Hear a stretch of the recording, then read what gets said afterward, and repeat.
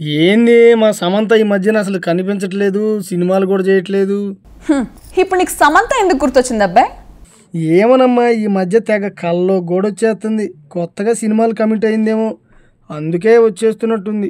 సరే సరే, నువ్వు ఇంకా కళల్లోనే ఉండు. ఆవిడ గారు కొత్త బిజినెస్లు మొదలెట్టేసి ఫుల్ బిజీ అయిపోతుంది. ఇప్పటికే 2-3 బిజినెస్లు ఉన్నాయి కదమ్మా. ఉంటే కొత్త చేయకూడదంటావా?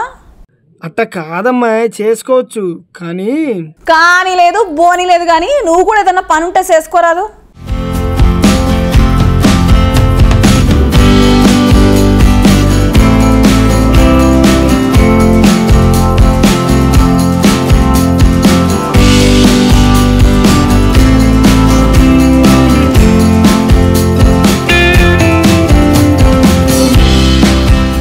ఈ మధ్యకాలంలో పెద్దగా వార్తల్లో కనిపించని సమంత మళ్లీ బిజీ అయిపోతుంది.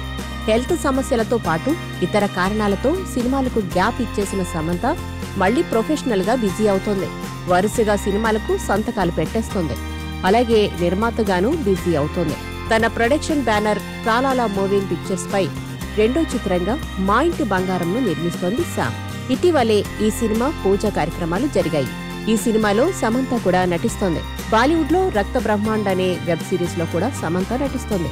ఓవైపు సినిమాలు చేస్తూనే మరోవైపు బిజినెస్ రంగంలోనూ తన టాలెంట్ చూపిస్తోంది సమంత.